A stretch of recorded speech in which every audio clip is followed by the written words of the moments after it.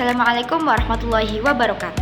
Perkenalkan, nama saya Halimah Sa'diyah dengan NIM belakang 008. Di sini, saya akan mempresentasikan studi hadis bab 2 tentang kedudukan dan fungsi hadis. Oke, di sini kita akan membahas kedudukan dan kehujahan hadis dari dalil Al-Quran, dalil hadis, ijma, dan argumentasi rasional, serta fungsi-fungsi hadis mulai dari bayan al-takrir, bayan al-tafsir, bayan al-tasri', dan bayan al-nas. Kedudukan dan kehujahan hadis. Seluruh umat Islam telah sepakat bahwa hadis merupakan salah satu sumber ajaran Islam. Keharusan mengikuti hadis bagi umat Islam, baik berupa perintah maupun larangannya, sama halnya dengan kewajiban mengikuti Al-Quran. Hal ini karena hadis merupakan bayin atau penjelas terhadap Al-Quran, karena siapapun tidak akan bisa memahaminya tanpa dengan memahami hadis. Begitu pula halnya menggunakan hadis tanpa Al-Quran, karena Al-Quran merupakan dasar hukum pertama yang di dalamnya berisi garis besar syariat. Dengan demikian, antara hadis dengan Al-Quran memiliki kaitan sangat erat untuk memahami dan mengamalkannya. Slide selanjutnya menurut dalil Al-Quran. A'udzubillahi minasyaitonir rajim. Qul athi'ullaha war rasul fa in tawallaw fa innallaha la yuhibbul kafirin. Artinya, katakanlah, taatilah Allah dan Rasul-Nya. Jika kamu berpaling, maka sesungguhnya Allah tidak menyukai orang-orang kafir. Dari ayat Al-Quran tersebut dapat ditarik suatu pemahaman bahwa ketaatan kepada Rasulullah adalah mutlak, sebagaimana ketaatan kepada Allah. Begitu pula halnya dengan ancaman atau peringatan bagi yang durhaka. Selanjutnya ada dalil hadis Rasulullah yang artinya dari Malik bahwa telah sampai kepadanya berita bahwa Rasulullah SAW bersabda, "Saya tinggalkan dua perkara yang kamu tidak akan tersesat apabila berpegang pada keduanya, yakni kitab Allah atau Al-Quran dan sunnah nabinya atau hadis." Hadis riwayat Malik ibni Anas. Hadis di atas dengan tegas menyatakan bahwa Al-Quran dan sunnah Nabi merupakan pedoman hidup yang dapat menuntut manusia menjalani kehidupan yang lurus dan benar, bukan jalan yang salah dan sesat. Keduanya merupakan peninggalan Rasulullah yang diperuntukkan bagi umat Islam agar mempedomaninya. Selanjutnya ada kedudukan dan kehujahan hadis menurut ijma. Umat Islam telah sepakat menjadikan hadis sebagai salah satu dasar hukum dalam beramal. Penerimaan mereka terhadap hadis sama seperti penerimaan mereka terhadap Al-Quran, karena keduanya sama-sama dijadikan sebagai sumber hukum Islam. Banyak contoh yang bisa menjelaskan betapa para sahabat sangat mengagumi Rasulullah dan melakukan apa yang dilakukannya. Di antaranya Abu Bakar pernah berkata, "Aku tidak mendengarkan sesuatu pun yang dilakukan Rasulullah, maka pasti aku melakukannya."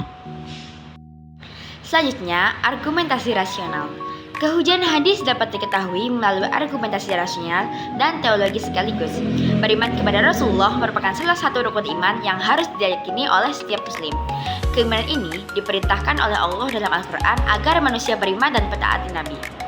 Menurut Muhammad Ajjad Al-Khatib, bila seseorang mengaku beriman kepada Rasulullah, maka konsekuensi logisnya menerima segala sesuatu yang datang darinya yang berkaitan dengan urusan agama. Karena Allah telah memilihnya untuk menyampaikan syariatnya kepada umat manusia. Allah juga memerintahkan untuk beriman dan mentaati Nabi. Kerasulan Nabi Muhammad SAW telah diakui dan dibenarkan oleh umat Islam. Ini menunjukkan adanya pengakuan bahwa Nabi Muhammad membawa misi untuk menakar amanat dari Allah. Dari aspek akidah, Allah bakal menjadikan kerasulan ini sebagai salah satu dari prinsip keimanan. Dengan demikian, manifestasi dan pengakuan juga keimanan itu mengharuskan semua umatnya mentaati dan mengamalkan segala peraturan atau perundang-undangan, serta berinisiatif beliau, baik yang beliau ciptakan atas bimbingan wahyu maupun hasil ijtihadnya sendiri. Selanjutnya, fungsi-fungsi hadis. Pertama ada bayan al-takrir. Bayan al-takrir disebut juga dengan bayan al-ta'ti dan bayan al-isbat. Yang dimaksud dengan bayan ini ialah menetapkan dan memperkuat apa yang telah diterangkan di dalam Al-Quran.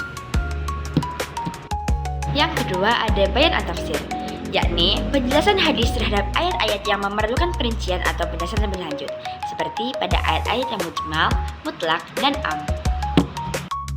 Selanjutnya ada bayan al-tasri', yakni penjelasan hadis yang berupa mewujudkan, mengadakan, menetapkan suatu hukum atau aturan-aturan syara yang tidak didapati nasnya dalam Al-Quran.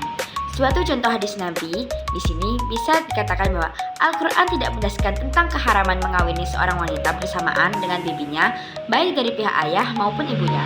Memang dalam Al-Quran dijelaskan beberapa kerabat atau keluarga dilarang dikawini seperti ibu kandung, saudara, anak, dan sebagainya. tetapi tidak ada larangan mempoligami seorang perempuan bersama dengan bibinya. Dalam hal ini, hadis menetapkan hukum tersendiri sebagaimana dijelaskan. Yang terakhir ada Bayan Anas, yakni penjelasan hadis yang menghapus ketentuan hukum yang terdapat dalam Al-Quran. Salah satu contoh sabda Rasulullah yang dijelaskan Abu Umamah Al-Bahili yang memiliki arti tidak ada wasiat bagi ahli waris. Hadis riwayat Ahmad dan Imam hadis yang 4 kecuali An-Nasai. Hadis ini menurut mereka menas ayat yang memiliki arti diwajibkan atas kamu apabila seorang di antara kamu kedatangan atau tanda-tanda kematian jika meninggalkan harta yang banyak berwasiat untuk ibu dan bapak atau kerabatnya secara huruf. Yang demikian adalah hak yang bertakwa. Oke semuanya, sekian presentasi dari saya. Mohon maaf apabila ada kesalahan kata atau penjelasan yang kurang tepat. Sekian, wassalamualaikum warahmatullahi wabarakatuh.